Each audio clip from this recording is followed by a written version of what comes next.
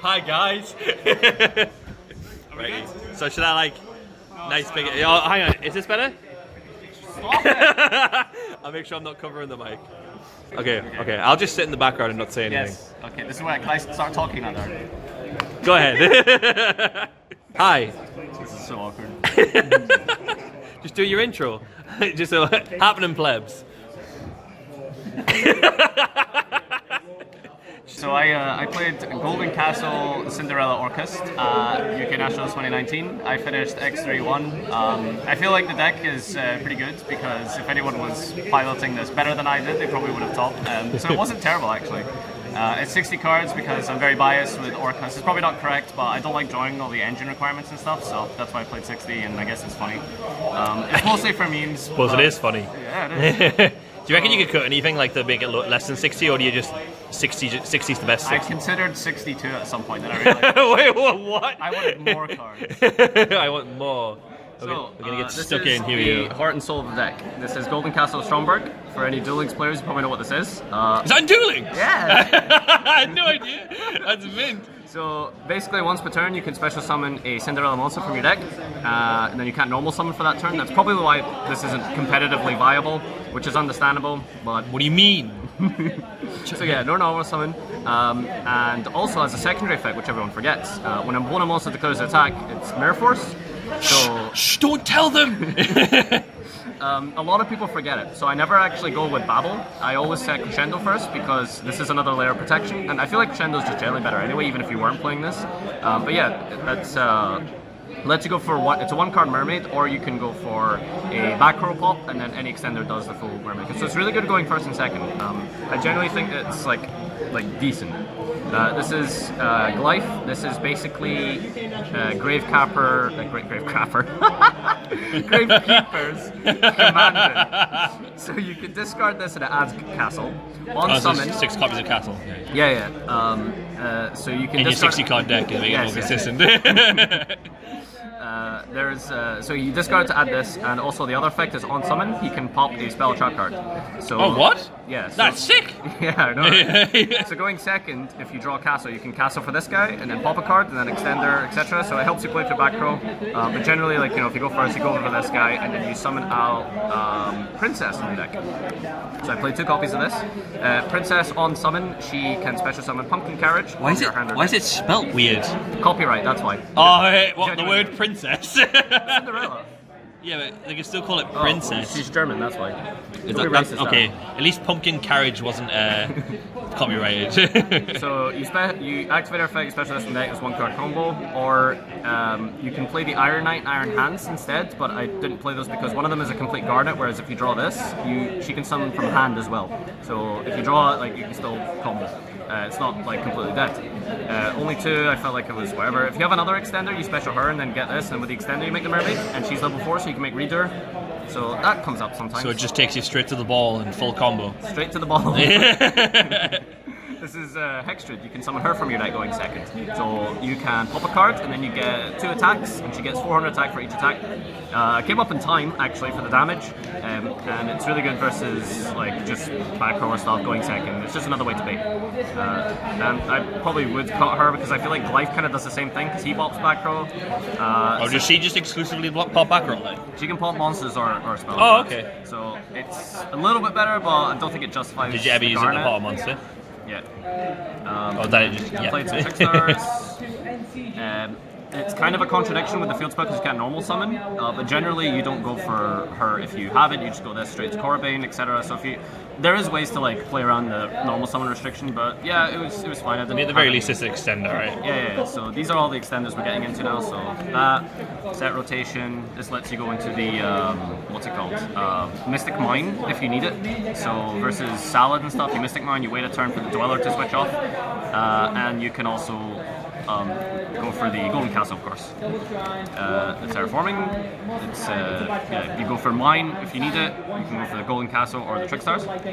8 Golden Castles. Yes! And you have Village Barrio for the just extenders, send Harp or whatever. So, when you have Terraforming, Do you go for light stage to be normal, or would you go Golden Castle for memes? You go Golden Castle for memes. Or you go for Babel and set it or something, I don't know. Perfect. Instant Fusion was pretty good, I feel like. You go Restrict to bait out Salmon Great Roar, or you can just use it as a body for an extender. Or if you have the full combo, is if you have Mermaid and a spare Dark monster, you end with full combo plus Winda. Darren disagrees. He hates that card, but Yep. He's lying. Striker Engine, more extenders, full danger package. Played Mothman because in the occasion that you draw Jackalope or some way get to him, you can use it for Fodder for Reader. So level 4 comes up. I guess slightly niche and better than Chupacabra, I think. Yeah, I prefer it for sure. Phantom Knight Engine, standards. 1-1, I guess, is probably just fine in 60 cards.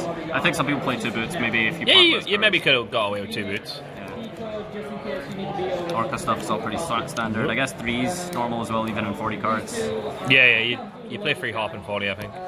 The one-off Mystic Mine for the set rotation on the Terraform. 40 seconds. Very, very fun card. Yeah, really good for the game. I played against Thunder Dragon and he sided out Twin Twisters and he just passed and drew for 900 turns. That was a good game. That was a good game. These are all my defensive cards, and I went with the... I forgot the Babel. Babel's in there somewhere.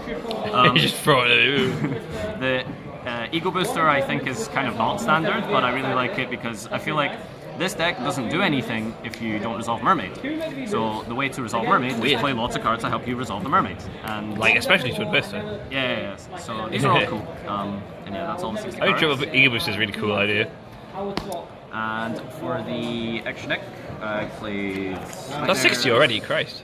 Yeah. Flew by. It's 2, I think, is good.